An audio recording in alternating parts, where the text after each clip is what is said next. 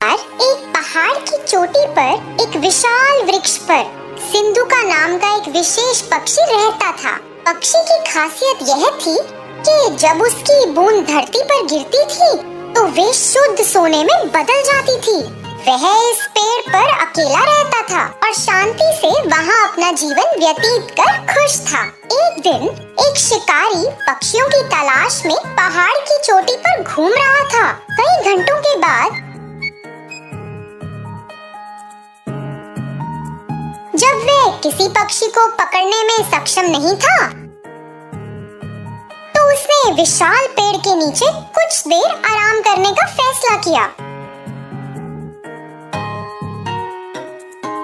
जिस पर सिंधु का रहता था।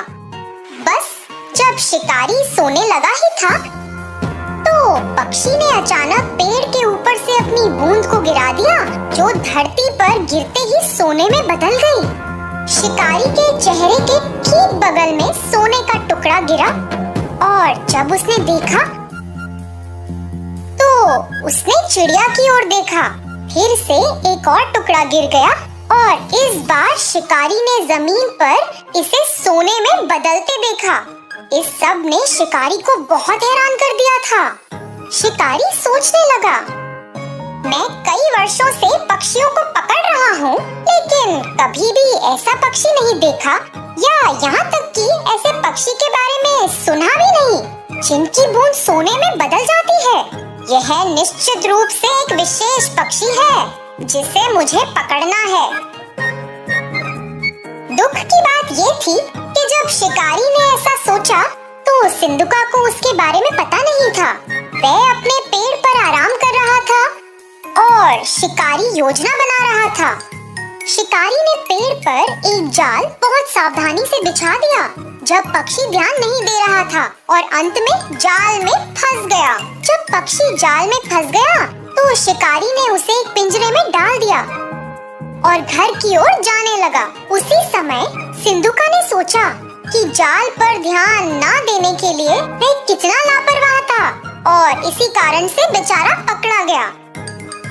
अपने घर जाते वक्त शिकारी ने सोचा, अगर मैं इस पक्षी को रखूंगा तो मैं अमीर बन जाऊंगा और सभी को संदेह होगा कि कुछ तो गड़बड़ है। किसी दिन किसी को पक्षी की सच्चाई पता चलेगी और फिर वे राजा को पक्षी के बारे में बताएंगे।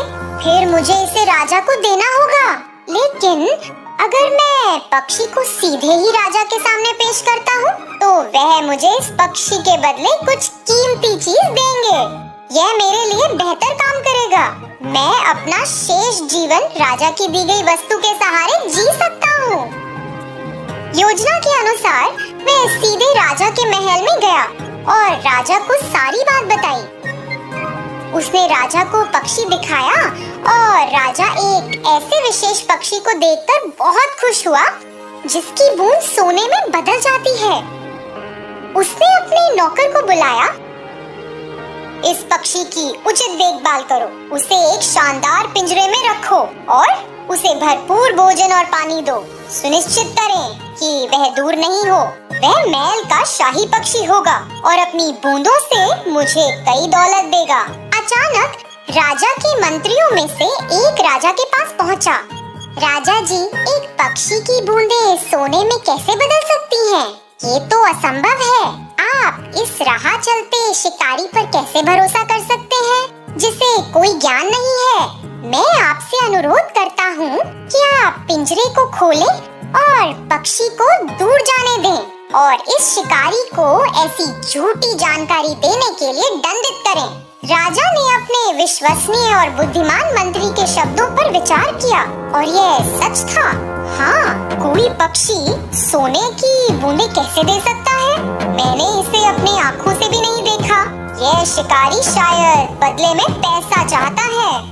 राजा ने पहरेदारों को शिकारी को गिरफ्तार करने और पक्षी को छोड़ने का आदेश दिया। जैसे ही पक्षी मुक्त हुआ, वह उड़कर पास के एक दरवाजे के शीर्ष पर पहुंच गया और वहां बैठ गया। अचानक उसने अपनी बूंदों को गिराया जो सोने में बदल गईं। राजा और उनके मंत्रियों सहित सभी ने यह देखा और चौंक गए। राजा को पता था कि उसने एक गलती की है और तुरंत अपने पहरेदारों को पक्षी को पकड़ने का आदेश दिया। मगर बहुत देर हो चुकी थी।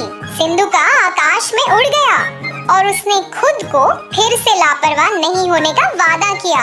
उसने दूसरे पहाड़ पर एक नए स्थान के लिए उड़ान भरी, जहाँ कोई भी उसे फिर से पकड़ ना पाए।